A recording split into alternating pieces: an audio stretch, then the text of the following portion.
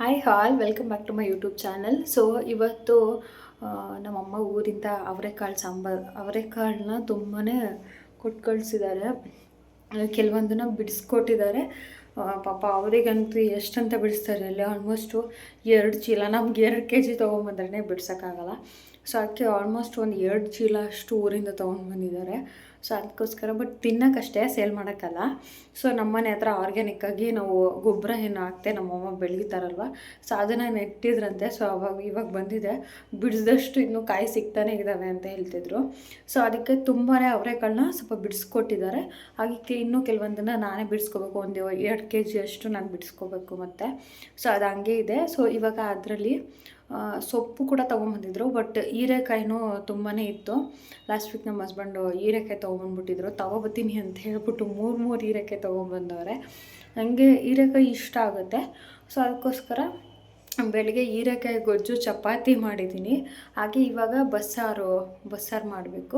So ಅದಕ್ಕೆ ಅವರೆಕಾಳು ಮತ್ತು ಹೀರೆಕಾಯಿ ಹಾಕ್ಬಿಟ್ಟು ಮಾಡೋಣ. ಇನ್ನೊಂದು ದಿವಸ ಹೀರೆಕಾಯಿ ಮತ್ತು ಸೊಪ್ಪು ಹಾಕ್ಬಿಟ್ಟು ಅವರೆಕಾಳು ಮತ್ತು ಸೊಪ್ಪು ಹಾಕ್ಬಿಟ್ಟು ಮಾಡೋಣ ಅಂತ ತಿಳ್ಕೊಂಡಿದ್ದೀನಿ. ಸೊ ಬನ್ನಿ ಇವಾಗ ನಾನು ಬಸ್ಸಾರು ಯಾವ ರೀತಿ ಮಾಡ್ತೀನಿ ಅಂತ ನಿಮಗೆ ತೋರಿಸ್ಕೊಡ್ತೀನಿ. ಆ್ಯಂಡ್ ಎಲ್ಲರಿಗೂ ಗೊತ್ತಿರುತ್ತೆ, ಕೆಲವೊಬ್ಬರು ಒಂದೊಂದು ಪ್ರಾಸೆಸ್ ಡಿಫ್ರೆಂಟಾಗಿ ಮಾಡ್ತಾರೆ. ಸೊ ನಾನು ಯಾವ ರೀತಿ ಮಾಡ್ತೀನಿ ಅಂತ ನಿಮಗೆ ಶೇರ್ ಮಾಡ್ತೀನಿ. ಸೊ ಇದಕ್ಕೆ ಬೇಕಾಗಿರೋದು ಏನೇನಂತ ತೆಗೆದಿಟ್ಕೊಂಡಿದ್ದೀನಿ. ಸ್ವಲ್ಪ ಬೆಳ್ಳುಳ್ಳಿ ಬೇಕು, ಹಾಗೆ 1-2 ಈರುಳ್ಳಿ ಇದ್ದರೆ ಸಾಕು. ಹಾಗೆ 1 ಟೊಮ್ಯಾಟೊ ಆದ್ರೇ ಸಾಕು ಅಂತಾರೆ ನಮ್ಮ ಮಮ್ಮಿ, ಬಟ್ ನನಗೆ 2 ಟೊಮ್ಯಾಟೊ ಬೇಕಂತ. ಹಾಗೆ ಸ್ವಲ್ಪ ಹುಣಸೆ ಹಣ್ಣು, ಹಾಗೆ ಸ್ವಲ್ಪ ರೆಡ್ ಚಿಲ್ಲಿ ತೊಗೊಂಡಿದ್ದೀನಿ. ಹಾಗೆ ಕೊತ್ತಂಬರಿ ಸೊಪ್ಪು ಕೂಡ ತೊಗೊಂಡಿದ್ದೀನಿ. ಹಾಗೆ ಸ್ವಲ್ಪ ಕರಿಬೇವಿನ ಸೊಪ್ಪು ಒಗ್ಗರಣೆಗೆ. ಹಾಗೆ ಹೀರೆಕಾಯಿ ಮತ್ತು ಅವರೆಕಾಳು ಹಾಕಿ ಫಸ್ಟ್ ಟೈಮ್ ಬಸ್ಸಾರು ಟ್ರೈ ಮಾಡ್ತಿರೋದು ನಾನು. ನೋಡಿ, ಹೀರೆಕಾಯಿ ಎಲ್ಲ ತುಂಬ ಚೆನ್ನಾಗಿ ಬಂದಿದೆ, ಅವರೆಕಾಯಿ ಕೂಡ ಬಂದಿದೆ. ಸೊ ನೀರು ಎಷ್ಟು ಬೇಕಂತ ನಾವು ಇದರಲ್ಲೇ ಹಾಕ್ಕೋಬೇಕಂತ ನಮ್ಮಮ್ಮ ಆವಾಗ ನನಗೆ ಹೇಳ್ಕೊಟ್ಟಿರೋದು. ಸೊ ಆ ರಸದಲ್ಲಿನೇ ನಾವು ಮಾಡಿದ್ರೆ ಟೇಸ್ಟ್ ತುಂಬ ಚೆನ್ನಾಗಿರುತ್ತೆ. ಬಟ್ ಎಕ್ಸ್ಟ್ರಾ ವಾಟರ್ ಆ್ಯಡ್ ಮಾಡಿದ್ರೆ ಆ ಟೇಸ್ಟು ಸ್ವಲ್ಪ ಡಿಫರ್ ಆಗುತ್ತೆ. ಸೊ ಅದಕ್ಕೋಸ್ಕರ ಇಷ್ಟು ಕ್ವಾಂಟಿಟಿ ವಾಟರ್ ಬೇಕಂತ ಹೇಳಿ ಆ್ಯಡ್ ಮಾಡ್ಕೊಂಡಿದ್ದೀನಿ. ಸೊ ಹಾಗೆ ಇವಾಗ ಯಾವ ರೀತಿ ಮಾಡ್ತೀವಿ ಅಂತ ತೋರಿಸ್ಕೊಡ್ತೀನಿ. Hi all welcome back to my YouTube channel. So ಇವತ್ತು ನಾನು ವರ್ಕ್ ಫ್ರಮ್ ಹೋಮ್ ಮಾಡ್ತಾಯಿದ್ದೀನಿ. ಸೊ ಆ ಕಾರಣದಿಂದ ಈ ಕಡೆ ಕಿಚನಲ್ಲಿ ಅಡುಗೆ ಕೂಡ ಮಾಡ್ಕೋಬೇಕು ಬ್ರೇಕ್ ಸಿಕ್ಕಾಗ, ಹಾಗೆ ವರ್ಕ್ ಕೂಡ ಮಾಡಬೇಕು. ಏನೋ ಒಂಥರ ಲೇಝಿ ಫೀಲಿಂಗ್ ಇರುತ್ತೆ ನೋಡಿ. ಅವತ್ತಿನ ದಿವಸ ನಾನು ವರ್ಕ್ ಫ್ರಮ್ ಹೋಮ್ ತೊಗೊಬಿಡ್ತೀನಿ. ಸೊ ಅದಕ್ಕೆ ನಾನು ಸ್ವಲ್ಪ ಹೋಮ್ಲಿ ಗರ್ಲ್ ಆಯಿತಾ, ನನಗೆ ಎಲ್ಲಿ ಆಚೆಗೆ ಸುತ್ತಾಡೋದು ಅದೆಲ್ಲ ಅಷ್ಟೊಂದು ಇಷ್ಟ ಆಗೋಲ್ಲ. ಬಟ್ ಮನೇಲಿ ಇರೋದಂದರೆ ತುಂಬ ಇಷ್ಟ ಆಗುತ್ತೆ. ಅದು ನಾನು ಜಾಸ್ತಿ ಒಂಟಿಯಾಗಿರೋಕ್ಕೆ ಇಷ್ಟಪಡ್ತೀನಿ. ಜಾಸ್ತಿ ಫ್ರೆಂಡ್ಸ್ ಅಂತ ನನಗೆ ಯಾರೂ ಇಲ್ಲ. ಸೊ ನಾನೇ ಫ್ರೆಂಡ್ ಅಂತ ಹೇಳ್ಬೋದು. ಹಾಗೆ ನಮ್ಮ ಅಮ್ಮ ಅಪ್ಪ ಜೊತೆ ಸ್ವಲ್ಪ ಟೈಮ್ ಸ್ಪೆಂಡ್ ಮಾಡ್ತೀನಿ ಇದ್ದರೆ ಅಷ್ಟೇ. ಸೊ ಇವಾಗ ನಾನು ಒಬ್ಬಳೇ ಕಿಚನಲ್ಲಿದ್ದೀನಿ. ಸೊ ಅದಕ್ಕೆ ಕುಕ್ಕಿಂಗ್ನ ಸ್ಟಾರ್ಟ್ ಮಾಡ್ಕೊಂಡಿದ್ದೀನಿ. ಸೊ ನಿಮಗೆ ಯಾವ ರೀತಿ ಬಸ್ಸಾರು ಮಾಡ್ತೀನಿ ಅಂತ ಹೇಳ್ಕೊಡ್ತೀನಿ ಅಂತ ಹೇಳಿದ್ದೆ. ಸೊ ಅದಕ್ಕೆ ಇವಾಗ ಹೇಳ್ಕೊಡ್ತೀನಿ. ಸೊ ನಮ್ಮ ಅಡುಗೆ ಮನೆ ಏನಿದೆ ಅದು ತುಂಬಾ ಚಿಕ್ಕದು. ಒಂದು 2-3 ನಿಂತ್ಕೋಬೋದಷ್ಟೇ. ಹಿಂಗೆ ಕೂತ್ಕೊತೀವಿ, ಹಿಂಗೆ ನಿಂತ್ಕೋತೀವಿ ಅಂತ ಹೇಳಿದ್ರೆ 1-2 ನಿಂತ್ಕೋಬೋದಷ್ಟೇ. ಬಟ್ ಚಿಕ್ಕ ಸ್ಪೇಸು ನಮ್ಮ ಅಡುಗೆ ಮನೇಲಿರೋದು. ನಾನು ಅಷ್ಟರಲ್ಲಿನೇ ಎಲ್ಲ ಸ್ಪೇಷಿಯಸ್ ಆಗಿ ಇಟ್ಕೊಳ್ಳೋಕ್ಕಾಗಲ್ಲ. ಬಟ್ ಅದಕ್ಕೋಸ್ಕರ ಆದಷ್ಟು ಈ ರೀತಿ ಟ್ರೇ ಎಲ್ಲ ತೊಗೊಂಡ್ಬಂದು, ಇಲ್ಲಾನು ತುಂಬಾ ಗ್ಲಾಸ್ ಬಾಟಲ್ಸ್ ಇದ್ದಾವೆ, ಹಾಗೆ ಜಾಡಿ ಇದ್ದಾವೆ. ಅದೆಲ್ಲ ಇಡಬೇಕಂತ ಹೇಳಿದ್ರೆ ಸ್ಪೇಸೇ ಇಲ್ಲ. ಅದೊಂದೇ ನನಗೆ ಈ ಮನೆಯಲ್ಲಿ ಬೇಜಾರು ಅಂತ ಹೇಳಿದ್ರೆ. ಬಟ್ ಚಿಕ್ಕ ಮನೆ ಆದ್ರೂ ಕೂಡ ಸ್ಲ್ಯಾಬ್ಸ್ ಇದ್ದರೆ ಏನೋ ಒಂದು ಸ್ವಲ್ಪ ಮ್ಯಾನೇಜ್ ಮಾಡ್ಬೋದು. ಬಟ್ ಅದಕ್ಕೋಸ್ಕರನೇ. ಬಟ್ ನಿಜವಾಗ್ಲೂ ಹೇಳ್ತೀನಿ, ಮೀಶೋ ಬಂದಿರೋದ್ರಿಂದ ಎಷ್ಟೋ ಪ್ರಾಡಕ್ಟ್ಸು ನಮಗೆ ಹೆಲ್ಪ್ ಮಾಡ್ತಾಯಿದೆ. ಈ ರೀತಿ ನೋಡಿ, ಜಾಗ ಇಲ್ಲದೆ ಇರುವಾಗ ರ್ಯಾಕ್ ಎಲ್ಲ ಇಟ್ಕೊಬಿಟ್ಟು ಅಟ್ಲೀಸ್ಟ್ ನಾವು ಅದರಲ್ಲಿ ಮ್ಯಾನೇಜ್ ಮಾಡ್ತಾಯಿದ್ದೀವಿ. ಕೆಲವೊಬ್ಬರು ಮನೇಲಿ ಇವಾಗ ರ್ಯಾಕ್ ಕೊಡ್ತಾನೆ ಇಲ್ಲ ಅಂತೆ. ಸೊ ಈಗ ಮನೆ ಕಟ್ಟಿದ್ರಲ್ಲ, ಅವರೆಲ್ಲ ರ್ಯಾಕೇ ಮಾಡಿಸ್ತಿಲ್ವಾ ಅಂತ ನನ್ನ ಡೌಟು. ಮುಂಚೆ ನಮ್ಮಮ್ಮ ಅವ್ರು ಇದ್ದದ್ದೆಲ್ಲ ಮನೆಗಳಲ್ಲಿ ಎಷ್ಟು ಚೆನ್ನಾಗಿರೋ ಮನೆಗಳು ಗೊತ್ತಾ. ಅವಾಗೆಲ್ಲ ಜಸ್ಟ್ 2600 ಸಿಂಗಲ್ BHK ಸಿಗ್ತಾಯಿತ್ತು. ಬಟ್ ಇವಾಗ 20,000 ಅಂತ ಹೇಳ್ತಾರೆ ಒಂದು ಡಬಲ್ ಬೆಡ್ರೂಮ್ ಮನೆಗೆ. ಅದಕ್ಕೆ ನಮ್ಮಮ್ಮ ಅಪ್ಪ ಆವಾಗಲೇ 10,000 8,000 ಅಷ್ಟಕ್ಕೆಲ್ಲ ಡಬಲ್ ಬೆಡ್ರೂಮ್ ಸಿಗ್ತಾಯಿತ್ತು. ಬಟ್ ಇವಾಗ ಆ ಥರ ಇಲ್ಲ ನೋಡಿ. ನಾವು ಇಷ್ಟು ಚಿಕ್ಕ ಮನೆಗೆ 10K ಪೇ ಮಾಡ್ತಾಯಿದ್ದೀವಿ. ರಿಯಲಿ ತುಂಬಾ ಜಾಸ್ತಿ ಅಮೌಂಟ್ ಅಂತ ಅನಿಸುತ್ತೆ. ಸೊ ಇವಾಗ ಯಾವ ರೀತಿ ನನ್ನ ರುಟೀನ್ ವರ್ಕ್ ಸ್ಟಾರ್ಟ್ ಆಯಿತು ಅಂತ ಹೇಳಿ ನಿಮಗೆ ತೋರಿಸ್ತೀನಿ. ಹಾಗೆ ಒಂದು ಸಲ ಎಕ್ಸ್ಪ್ಲೇನ್ ಮಾಡಿಬಿಡ್ತೀನಿ. ಸೊ ಬೆಳಗ್ಗೆ ಎದ್ದು ನಿಜವಾಗ್ಲೂ ಇವತ್ತು 10 ಗಂಟೆಗೆ ಎದ್ದಿದ್ದೀನಿ. ಆ್ಯಂಡ್ ಅದೇನೋ ಗೊತ್ತಿಲ್ಲ, ಮನೇಲಿ ವರ್ಕ್ ಫ್ರಮ್ ಹೋಮ್ ಅಂತ ಹೇಳಿಬಿಟ್ರೆ ಫುಲ್ ಲೇಸಿ ಆಗಿಬಿಡ್ತೀನಿ ನಾನು. ನನಗೆ ನಿದ್ದೆ ಮಾಡಬೇಕು ಚೆನ್ನಾಗಿ ಅಂತ ಅನಿಸ್ಬಿಡುತ್ತೆ. ಅದೇ ನಾನು ಆಫೀಸ್ಗೆ ಹೋಗ್ತಿದ್ದೀನಿ ಅಂತ ಹೇಳಿದ್ರೆ ಅದು ಹೆಂಗೆ ಗೊತ್ತಿಲ್ಲ, ಪಟ್ ಅಂತ 6:30 6 o'clock ಎಚ್ಚರ ಆಗ್ಬಿಡುತ್ತೆ. ಹಾಗೆ ಪೂಜೆ ಮಾಡಬೇಕು, ಅಷ್ಟು ಟೈಮಲ್ಲಿ ನಾನು ಪೂಜೆ ಸಾಮಾನು ತೊಳಿಬೇಕು, ಎಲ್ಲನೂ ಹಂಗಂಗೆ ಎಲ್ಲ ಫಿಕ್ಸ್ ಮಾಡ್ಕೊಬಿಡ್ತೀನಿ. ಇಷ್ಟಿಷ್ಟು ಟೈಮಲ್ಲಿ ನಾನು ಅಲೋಕೇಟ್ ಮಾಡ್ಕೊಬಿಟ್ಟಿರ್ತೀನಿ. ಹಾಗೆ ಎಲ್ಲನೂ ಕೂಡ ಕಂಪ್ಲೀಟ್ ಮಾಡ್ಕೊಬಿಡ್ತೀನಿ. ಹಾಗೆ ಮನೆ ಒರೆಸೋದಾಗಲಿ, ಪಾತ್ರೆ ತೊಳೆಯೋದಾಗಲಿ, ಪಾತ್ರೆ ಅಂತೂ ನಾನು ನೈಟ್ ಅಂತೂ ಕಿಚನಲ್ಲಿ ಎಲ್ಲ ಕ್ಲೀನ್ ಮಾಡೇ ಮಲಗಿರ್ತೀನಿ. ಸೊ ಅದು ಒಂದು ಪ್ಲಸ್ ಅನ್ಬೋದು. ನಾನು ಒಳ್ಳೆ ಬುದ್ಧಿ ಕಲ್ತಿದ್ದೀನಿ ಅಂದರೆ ಅದೊಂದು ಬುದ್ಧಿ. ಬೆಳಗ್ಗೆ ಎದ್ದು ಮನೆ ಒರೆಸ್ಬಿಟ್ಟು ದೇವ್ರ ದೀಪ ಹಚ್ಚಿ ಬೆಳಗ್ಗೆ ತಿಂಡಿ ಮಾಡ್ಕೊಂಡು ಪಟ್ಟದ ರೆಡಿ ಆಗಿಬಿಡ್ತೀನಿ. ಅದು ಎಷ್ಟು ಬೇಗ ರೆಡಿ ಆಗ್ತೀನಿ ಅಂತ ನನಗೆ ಶಾಕ್ ಆಗಿಬಿಡುತ್ತೆ. ಬಟ್ ಇವಾಗ ನೋಡಿ, ಒಂದು ಸಾಂಬಾರು ಮಾಡಬೇಕು ಅಂತ ಹೇಳಿದ್ರೆ ಅಷ್ಟೊಂದು ಲೇಸಿ ಫೀಲಿಂಗ್, ನಿಧಾನಾಗಿ ಮಾಡ್ತಿದ್ದೀನಿ. ಹಾಗೆ ವರ್ಕು ಕೂಡ ಅಷ್ಟೇ. ಅಲ್ಲಿ ಎಷ್ಟು ಸ್ಪೀಡಾಗಿ ಕೆಲಸ ಮಾಡಬೇಕು ಅನಿಸುತ್ತೆ, ಬಟ್ ಇಲ್ಲಿ ಆ ಕೆಲಸ ಮಾಡೋಕ್ಕೆ ಇಂಟ್ರೆಸ್ಟ್ ಇರೋಲ್ಲ, ಆ ರೀತಿ ಇರುತ್ತೆ. ಬಟ್ ಆದರೂ ನನಗೆ ವರ್ಕ್ ಫ್ರಮ್ ಹೋಮ್ ತುಂಬಾ ಇಷ್ಟ. ಸೊ ಅದಕ್ಕೆ ನಾನು ಯಾಕೋ ಒಂಥರ ಫುಲ್ಲು ಜಾಸ್ತಿ ವರ್ಕ್ ಇತ್ತು, ಪ್ರೆಷರ್ ಇತ್ತು ಆಫೀಸಲ್ಲಿ. ಸೊ ಅದಕ್ಕೋಸ್ಕರ ನನಗೆ ಸಡನ್ನಾಗಿ ವರ್ಕ್ ಫ್ರಮ್ ಹೋಮೇ ಮಾಡಿಬಿಡೋಣ, ಇಲ್ಲೇ ಮಾಡ್ಕೊಳ್ಳೋಣ ಅಂತ ಹೇಳಿ. ಸೊ ಅದಕ್ಕೆ ಇವತ್ತು ವರ್ಕ್ ಫ್ರಮ್ ಹೋಮ್ ಪ್ಲ್ಯಾನ್ ಮಾಡಿದ್ದೀನಿ. ಸೊ ನನ್ನ ದಿನ ಈ ರೀತಿ ಸ್ಟಾರ್ಟ್ ಆಗಿದೆ. ಸೊ ಬೆಳಗ್ಗೆ 10 ಗಂಟೆಗಿತ್ತು, ಮನೆಯೆಲ್ಲನೂ ಕ್ಲೀನ್ ಮಾಡಿಕೊಂಡು ಪೂಜೆ ಮಾಡಿಬಿಟ್ಟೆ. ನೆಕ್ಸ್ಟು ಇವಾಗ ಚಪಾತಿ ಹಾಗೆ ಹೀರೆಕಾಯಿ ಗೊಜ್ಜು ಮಾಡಿಟ್ಟಿದ್ದೀನಿ. ಸೊ ಮಧ್ಯಾಹ್ನದ ಊಟಕ್ಕೂ ಇವಾಗಲೇ ಪ್ರಿಪೇರ್ ಮಾಡಿಬಿಡೋಣ ಅಂತ ಹೇಳಿ ಅವರೆಕಾಳು ಮತ್ತು ಹೀರೆಕಾಯಿ ಹಾಕಿ ಬಸ್ಸಾರು ಪ್ರಿಪೇರ್ ಮಾಡ್ಕೊಳ್ತಿದ್ದೀನಿ. ಸೊ ಯಾವ ರೀತಿ ಎಲ್ಲ ನಾನು ಪ್ರಾಸೆಸ್ ಮಾಡ್ತೀನಿ ಅಂತ ನಿಮಗೆ ಬಗ್ಗೆ ಹೇಳ್ತಾ ಹೋಗ್ತೀನಿ. ಈಗ ಬೇಯಿಸ್ಕೊಂಡಿದ್ದೀನಲ್ವ, ಅದನ್ನು ಸಪ್ರೇಟಾಗಿ ಒಂದು ಪ್ಲೇಟಲ್ಲಿ ತೆಗೆದಿಟ್ಕೋಬೇಕಾಗುತ್ತೆ. ಸೊ ಈ ತೆಗೆದಿಟ್ಕೊಳ್ಳೋದ್ರನ್ನ ಪಲ್ಯ ಮಾಡ್ಕೊತೀನಿ ನಾನು. ಆ ರಸದಲ್ಲಿ ಸಾಂಬಾರು ಮಾಡಬೇಕಾಗುತ್ತೆ.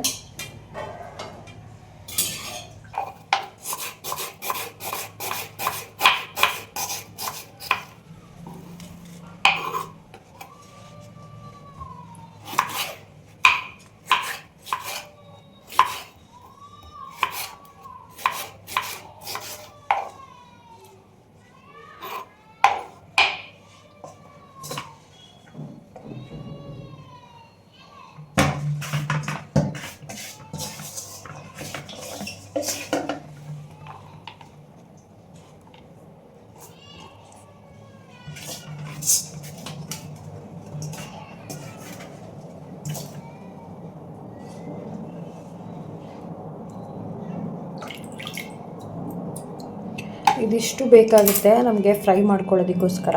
ಸೊ ಇದಿಷ್ಟು ತೆಗೆದಿಟ್ಕೊಂಡಿದ್ದೀನಿ. ಹಾಗೆ ನಿಮಗೆ ಒಂದು ಟಿಪ್ ಶೇರ್ ಮಾಡಬೇಕು. ಸೊ ಈ ಕೊಕೊನಟ್ ಎಲ್ಲ ಏನಿದೆ ಅಲ್ಲ, ಇವಾಗ ನಾವು ಹೊಡೆದ್ಬಿಟ್ಟು ಫ್ರಿಜ್ಜಲ್ಲಿ ಮೇಲ್ಗಡೆ ಐಸ್ ಎಲ್ಲ ಇಡ್ತೀವಲ್ಲ, ಸೊ ಅಲ್ಲಿ ನಾವು ಇದನ್ನು ಪ್ಲೇಸ್ ಮಾಡೋದ್ರಿಂದ ಸೊ ಮತ್ತು ಅದು ಫ್ರೀಸ್ ಆಗಿರುತ್ತೆ. ಸೊ ಅದನ್ನು ತೆಗೆದ್ಬಿಟ್ಟು ಒಂದು ವಾಟರಲ್ಲಿ ಡಿಪ್ ಮಾಡಿಬಿಟ್ಟು ಒಂದು 5 seconds ಇಲ್ಲ 5 minutes ಬಿಟ್ಟರೆ ನೀಟಾಗಿ ನಾವು ಈಸಿಯಾಗಿ ಪೀಲ್ ಮಾಡ್ಕೋಬೋದು. ನೋಡಿ, ತೆಂಗಿನಕಾಯಿ ಬಿಡಿಸೋರು ಕಷ್ಟ ಅಂತ ತಿಳ್ಕೊತಾರಲ್ವ, ಈಸಿಯಾಗಿ ಬಂದ್ಬಿಡುತ್ತೆ ಚಿಪ್ ಸಮೇತ. ನೋಡಿ ಎಷ್ಟು ಈಸಿಯಾಗಿ ಬಂತು. ಸೊ ತೆಂಗಿನಕಾಯಿನ ಈಸಿಯಾಗಿ ಕೂಡ ಕಟ್ ಮಾಡ್ಕೋಬೋದು. ನಾವು ವಾಟರಲ್ಲಿ ಡಿಪ್ ಮಾಡೋದ್ರಿಂದ ಈಸಿಯಾಗಿ ತೆಂಗಿನಕಾಯಿ ಬಿಡಿಸ್ಕೋಬೋದು. ಅದೇ ಜಾಸ್ತಿ ದಿವಸನೂ ಸ್ಟೋರ್ ಮಾಡ್ಕೋಬೋದು. ತೆಂಗಿನಕಾಯಿ ಸ್ವಲ್ಪನೂ ಹಾಳಾಗಲ್ಲ. ಅದೇ ನಾವು ವೆಜಿಟೇಬಲ್ಸ್ ಎಲ್ಲ ಇಡೋ ಜಾಗದಲ್ಲಿ ಇಟ್ಟರೆ ಸ್ವಲ್ಪ ಹಾಳಾಗುತ್ತೆ. ನೋಡಿ ಎಷ್ಟು ಈಸಿಯಾಗಿ ಬಿಡಿಸ್ಕೋಬೋದು.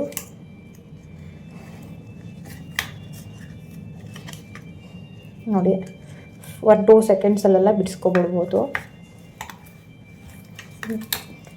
ಇದೊಂದು ಟಿಪ್ ಶೇರ್ ಮಾಡಿದ್ದೀನಿ ನಿಮಗೆ, ಒಂದು ಸಲ ಟ್ರೈ ಮಾಡಿ ನೋಡಿ. ಸೊ ಇನ್ನೂ ತುಂಬ ಜನಕ್ಕೆ ಎಷ್ಟೊಂದು ಗೊತ್ತಿರುತ್ತೆ, ಬಟ್ ಇದೊಂದು ಈಸಿ ಟಿಪ್ ಅಂತ ಹೇಳ್ಬೋದು. ಬೇಗನೆ ತೆಂಗಿನಕಾಯಿನ ಬಿಡಿಸ್ಕೊಂಡು ಪೀಸಸ್ ಮಾಡ್ಕೋಬೋದು. ಈಗ ಸ್ವಲ್ಪ ಆಯಿಲ್ ಹಾಕ್ಕೋಬೇಕಾಗುತ್ತೆ. ನಾವು ಫ್ರೈ ಮಾಡ್ಕೊಳ್ಳೋದ್ರಿಂದ ಜಾಸ್ತಿ ಆಯಿಲ್ ಏನು ಬೇಡ, ಒಂದು ಲೈಟಾಗಿ ಫ್ರೈ ಮಾಡ್ಕೋಬೇಕಾಗುತ್ತೆ. ಸೊ ಅದಕ್ಕೆ ಇಷ್ಟು ಆಯಿಲ್ ಸಾಕಾಗುತ್ತೆ.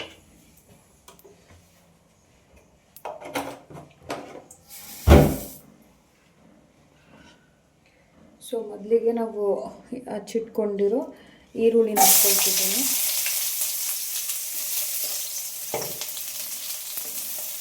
ಬಿಟ್ಟರೆ ಎಲ್ಲನೂ ಒಟ್ಟಿಗೆ ಹಾಕ್ಕೊಬಿಡ್ತೀನಲ್ಲ, ಸಣ್ಣಗೆಲ್ಲ ಅಂತ ನಾವು ಈ ಥರ ಮಾಡ್ಕೊಬೋದು.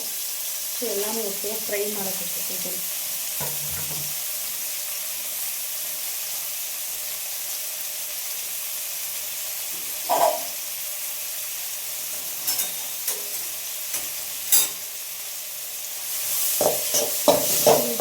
ನೀಟಾಗಿ ಫ್ರೈ ಮಾಡ್ಕೊಳ್ಬೇಕು.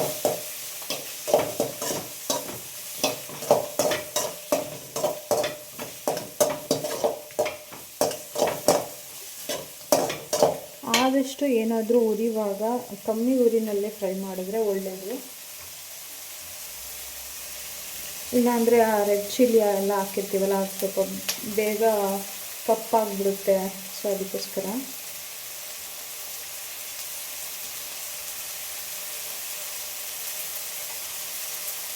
ಹಾಗೆ ಸ್ವಲ್ಪ ಕೊತ್ತಂಬರಿ ಸೊಪ್ಪನ್ನ ನೀಟಾಗಿ ತೊಳೆದ್ಬಿಟ್ಟು ಹಾಕ್ಕೊಳ್ತಿದ್ದೀನಿ.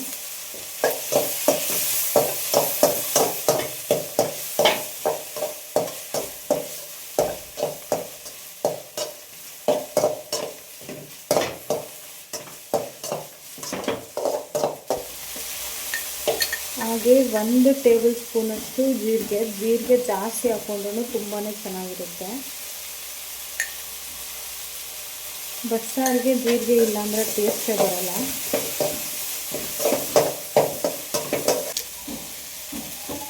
ಹಾಗೆ 1 ಟೇಬಲ್ ಸ್ಪೂನಷ್ಟು ಕಾಳು ಮೆಣಸು, ಅಂದರೆ ಒಂದು 2 ಕಾಳು ಮೆಣಸು ಹಾಕೋದು. ನೆಕ್ಸ್ಟು ಕಾಯಿ ತುರಿ ಏನಿದೆ ಇಷ್ಟು ಹಾಕ್ಕೊಂಡಿದ್ದೀನಿ. ಸೊ ಅದಕ್ಕೋಸ್ಕರ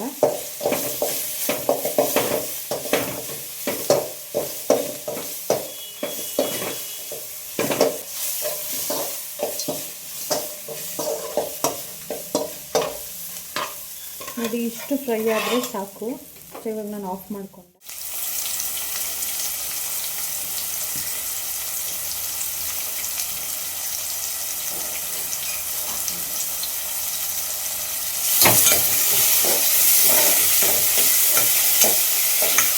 ಈಗ ಕಾಳು ಬೇಯಿಸಿಟ್ಕೊಂಡಿದ್ದೀನಲ್ಲ, ಸೊ ಅದಕ್ಕೆ ಈ ರೀತಿ ಸ್ವಲ್ಪ ಆಯಿಲ್ ಹಾಕಿದರೆ ಸಾಕಾಗ್ತಿತ್ತು. ಸ್ವಲ್ಪ ಆಯಿಲ್ ಜಾಸ್ತಿ ಆಗಿಬಿಟ್ಟು ಸೊ ಈರುಳ್ಳಿ, ಹಸಿಮೆಣಸಿನ್ಕಾಯಿ ಹಾಗೆ ಬೆಳ್ಳುಳ್ಳಿ ಇಷ್ಟನ್ನು ಹಾಕ್ಕೊಂಡು ನೀಟಾಗಿ ಪಲ್ಯನ ಫ್ರೈ ಮಾಡ್ಕೋಬೇಕಾಗುತ್ತೆ.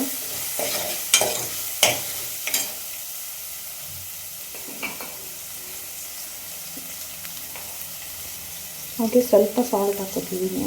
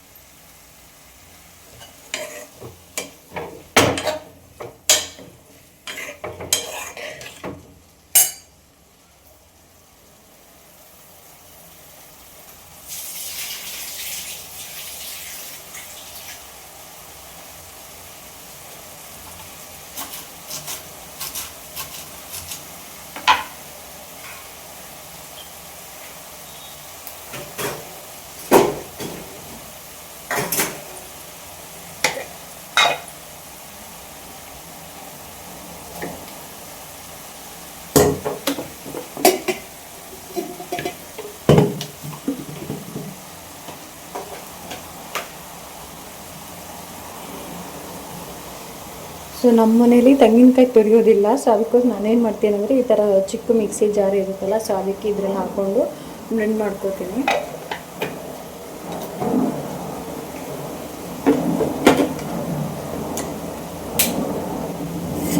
ನೋಡಿ, ಈ ರೀತಿ ನೀಟಾಗಿ ಬ್ಲೆಂಡ್ ಆಗಿಬಿಡುತ್ತೆ. ಸೊ ತೆಂಗಿನಕಾಯಿ ತುರ್ಕೊಳ್ಳೋಕೆ ಈಸಿ ವರ್ಕ್ ಇದು. ತೆಂಗಿನಕಾಯಿ ತುರಿಯೋರು ಕಷ್ಟ ಅನ್ನೋರು ಈ ಥರ ಫಾಲೋ ಮಾಡ್ಕೋಬೋದು. ಹಾಗೆ ತೆಂಗಿನಕಾಯಿ ತುರಿನೂ ಹಾಕಿದಾಯಿತು. ಹಾಗೆ ಸ್ವಲ್ಪ ಕೊತ್ತಂಬರಿ ಸೊಪ್ಪು ಹಾಕ್ಕೊಳ್ತಿದ್ದೀನಿ.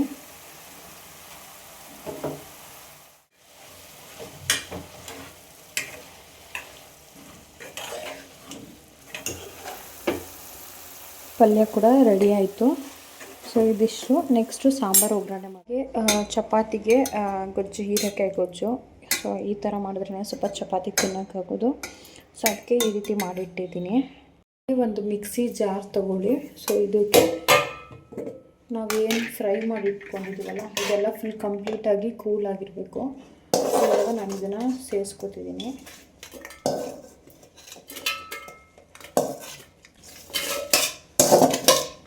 ನೋಡಿ ಇದಿಷ್ಟನ್ನು ರುಬ್ಕೋಬೇಕಾಗುತ್ತೆ. ಸೊ ಇದಕ್ಕೆ ಸ್ವಲ್ಪ 1 ಟೇಬಲ್ ಸ್ಪೂನಷ್ಟು ಧನಿಯಾ ಪುಡಿನ ಹಾಕ್ಕೊತಿದ್ದೀನಿ. 1 ಟೇಬಲ್ ಸ್ಪೂನಷ್ಟು ಧನಿಯಾ ಪೌಡರ್ ಬೇಕಾಗುತ್ತೆ. ಸೊ 1 ಟೇಬಲ್ ಸ್ಪೂನ್ ಧನಿಯಾ ಪೌಡರ್. ನಾವು ಆಲ್ರೆಡಿ ಚಿಲ್ಲಿಗೆ ನಾನು ಚಿಲ್ಲಿ ಹಾಕಿರೋದ್ರಿಂದ ಚಿಲ್ಲಿ ಪೌಡರನ್ನು ಆ್ಯಡ್ ಮಾಡ್ಕೊಳ್ಳಲ್ಲ. ಸೊ ಇವಾಗ ಇದಿಷ್ಟನ್ನು ಕೂಡ ನೀಟಾಗಿ ಬ್ಲೆಂಡ್ ಮಾಡ್ಕೋಬೇಕು. ನೋಡಿ ಈ ರೀತಿ ನೀಟಾಗಿ ಬ್ಲೆಂಡ್ ಮಾಡ್ಕೋಬೇಕಾಗುತ್ತೆ. ಇವಾಗ ಇದಕ್ಕೆ ನಾವು ಅವರೆಕಾಳು ಏನು ಕಾಳು ಬೇಯಿಸ್ಕೊಂಡಿರ್ತೀವಲ್ಲ, ಸೊ ಅದನ್ನು ಕೂಡ ಮರ್ತುಬಿಟ್ಟು ಫುಲ್ ಪಲ್ಯಗೆ ಹಾಕ್ಬಿಟ್ಟಿದ್ದೀನಿ. ಸೊ ಅದಕ್ಕೆ ಇವಾಗ ಇದಿಷ್ಟನ್ನು ಮಾತ್ರ ರುಬ್ಬಿಟ್ಟು ಒಗ್ಗರಣೆಗೆ ಹಾಕ್ಕೊಳ್ತೀನಿ. ಏಕೆಂದರೆ ಆಲ್ರೆಡಿ ಬ್ಲ್ಯಾಕ್ ಕಲರ್ ಆಗಿಬಿಟ್ಟಿದೆ, ಇಲ್ಲಾಂದರೆ ಮತ್ತೆ ಸೀದೋಗ್ಬಿಡುತ್ತೆ. ಸೊ ಅದಕ್ಕೋಸ್ಕರ ಫಸ್ಟ್ ಆಯಿಲ್ ಹಾಕ್ತಿದ್ದೀನಿ.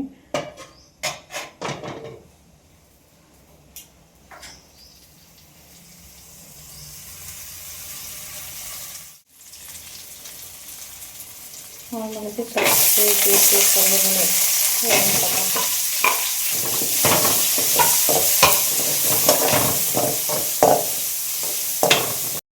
ಹಾಗೆ ಉಪ್ಪನ್ನ ನೋಡಿಕೊಂಡು ಸೇರಿಸ್ಕೊಂಡು ಹಾಕೋಬೇಕಾಗುತ್ತೆ.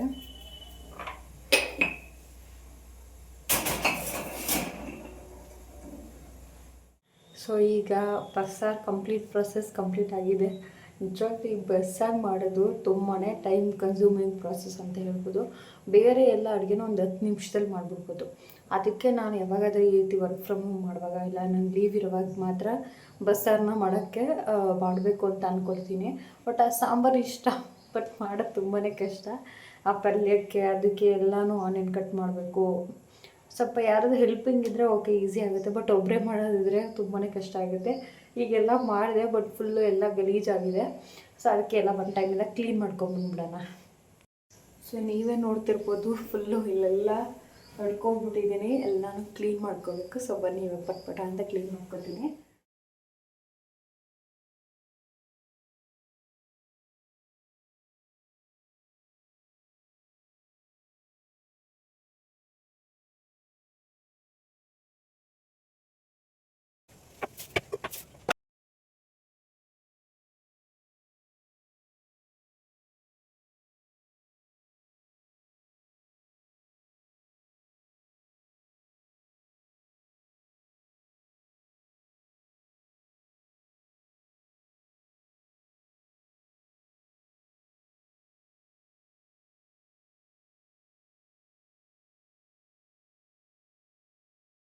ಸೊ ಕಂಪ್ಲೀಟಾಗಿ ಎಲ್ಲ ಕ್ಲೀನ್ ಆಯಿತು. ನೀವೇ ನೋಡ್ತಿರ್ಬೋದು ಇವಾಗ ಯಾವ ರೀತಿ ಇದೆ, ಅವಾಗ ಯಾವ ರೀತಿ ಇತ್ತು ಅಂತ ಹೇಳ್ಬಿಟ್ಟು.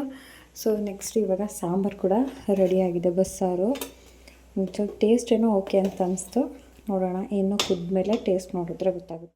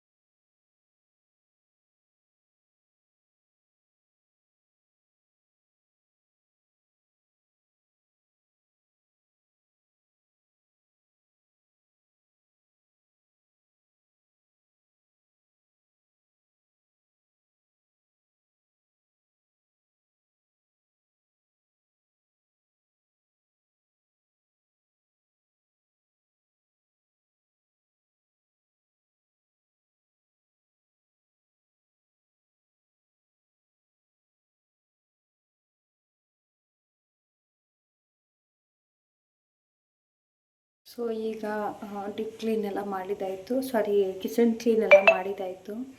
ಈಗ ರೈಸ್ ಒಂದು ಇಟ್ಬಿಟ್ಟು ಅವ್ರು ಬಂದಾಗ ಚಪಾತಿ ಮಾಡಿಕೊಂಡ್ರೆ ಆಯಿತು. ಸೊ ಇನ್ನು ನಾನು ಈ ಸಿಕ್ಕಿದ ಬ್ರೇಕಲ್ಲಿ ಮಾಡಿದ್ದೀನಿ. ಇವಾಗ ನಾನು ಆಫೀಸ್ ಕೆಲಸ ಕಂಟಿನ್ಯೂ ಮಾಡಿ.